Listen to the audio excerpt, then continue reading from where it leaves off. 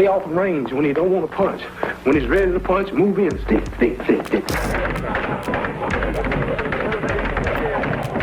Fly like a butterfly, sting like a bee. Muhammad Ali was so unbeatable that even the biggest giants were afraid of him. Left and right too fast. And if he's causing the trouble with. But many people don't understand how boxing's biggest legend stayed true to his word and obliterated everyone in his path. And this is just what I believe. I think he wasn't so small, he wouldn't be talking so bold. Well, the secret lies in his brutal training regimen. In this video, we're breaking down Muhammad Ali's savage workout routine and how you can become a beast just like him. And wait for the second last exercise because it will turn your core into a washboard in no time. Stick around because by the end, you'll know how to turn that big blob of fat into rock-solid muscle that can scare anybody. But before we dive in, here's a question for you. If you had to train until your entire body was sore, which muscle group would be your favorite? Comment below your answer. Look at that body. Slim, trim, and on my toes. To understand Muhammad Ali's training regimen, it's substantial to first understand his training mindset. Ali's mindset was not built in talent, it was forged in suffering. Before he threw a punch and crafted the style that made him untouchable, he built something more powerful than skill. He built a mind that refused to break. His entire training routine was anchored in a belief that the body follows the mind, not the other way around. Ali said one of the most chilling lines in sports history. "I do not count my sit-ups, I only start counting when it starts hurting." That sentence is not motivation, it is a worldview. To Ali, pain was not a signal to stop, pain was the moment training actually began. Everything before that was just warm-up. This is the mindset that turned workouts into war and turned suffering into fuel. Pain tolerance was not an accidental part of Ali's identity, it was the core of who he was. When other athletes trained until they were tired, Ali trained until tired felt normal. So if you truly want to change your body, then you have to toughen up your mind first. Once your mind is forged into steel, then it's time for Ali's first big part of the training: cardio. Are you still as fast as you were? Am I as fast as I were? Man, I'm so fast last night I cut the light off in my bedroom, hit the switch, was in the bed before the room was dark. Ali said it himself, he was faster than light. Now, that statement may seem as a joke, but his cardio was the main reason he outlasted his foes in the ring. He had so much stamina that by the last round, his opponents were gasping and it looked like he could go 10 more rounds. If I do what I should do, I'm up in the mornings, I'm in the bed first at 10 at night, I'm up at 5 o'clock in the mornings, I'm running a good 3 miles, 30 to 40 minutes, come back in around 6 o'clock, take a rest, watch the Today Show until about 8 o'clock, sleep from 8 o'clock until about 12 o'clock.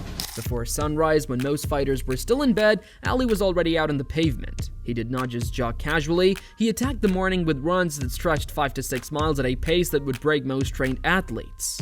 This was not cardio, this was warfare.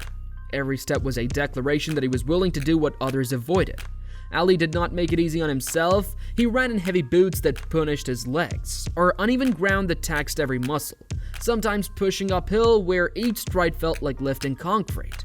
This type of training built a level of leg endurance that bordered on superhuman.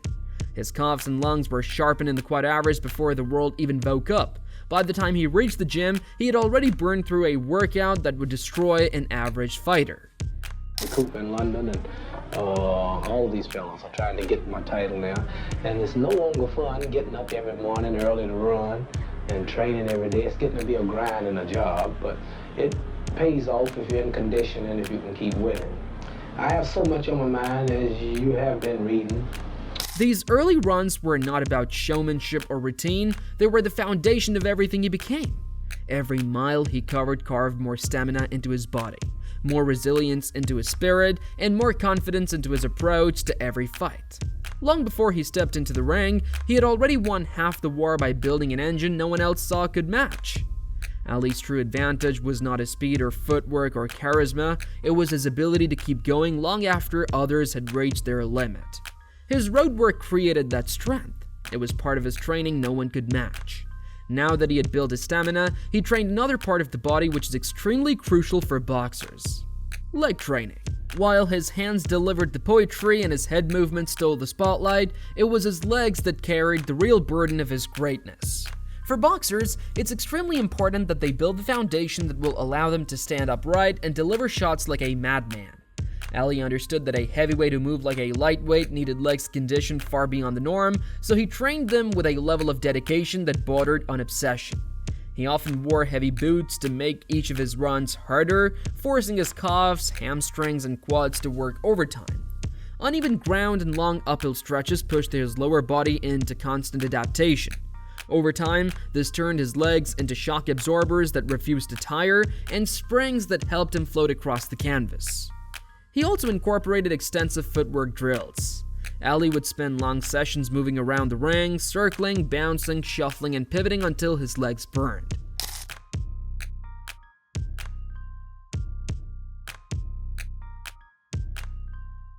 His signature Ali shuffle was not just showmanship, it was a conditioning tool that taught his feet to stay light while maintaining explosive readiness. Shadowboxing played a big role too. Ali kept his footwork active during every round, never planting his legs for long. This trained endurance, rhythm, and explosive balance all at once. He also added in squat sessions and didn't stop until his legs were about to give up. By combining long-distance running, heavy resistance through boots and terrain, and endless hours of fast, precise footwork, Ali built legs that never betrayed him. They carried the weight of his style, his strategy, and ultimately his legacy. While his legs delivered power, Ali knew that without proper ab muscles, he wouldn't have a body of steel, so he started training his core.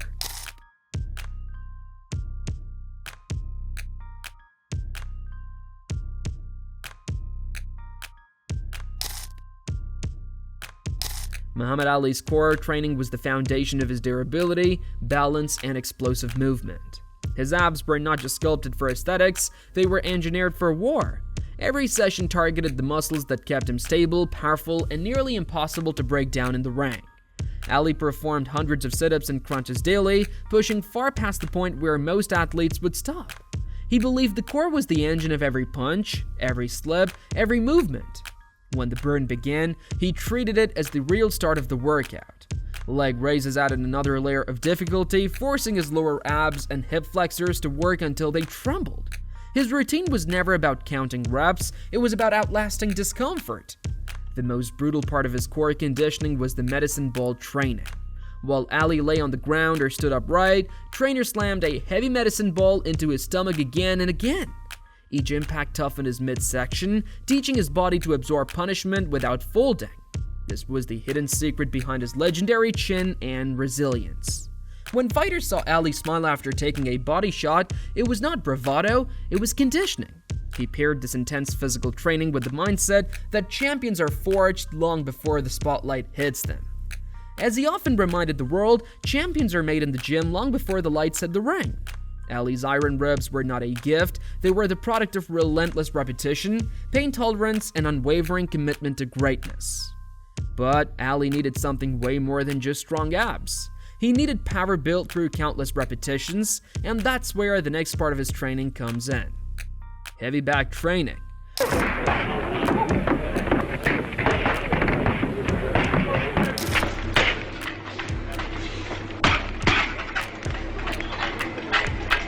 Muhammad Ali's punching routine was a test of endurance, rhythm, and relentless repetition. He believed that a fighter should never stop moving and never stop throwing, so his training mirrored that philosophy with ruthless intensity. Training a heavy bag wasn't just to build power, it was also to trim the fat and stay in shape. Ali approached every session like a marathon for his arms, shoulders, and lungs. His goal was simple: keep punching until the body begged for rest, then keep going. On the heavy bag, Ali often pushed himself through rounds that lasted 10 minutes or longer. These extended rounds forced him to maintain power, accuracy, and footwork long after fatigue set in. Every strike was a rehearsal for the final rounds of a championship fight.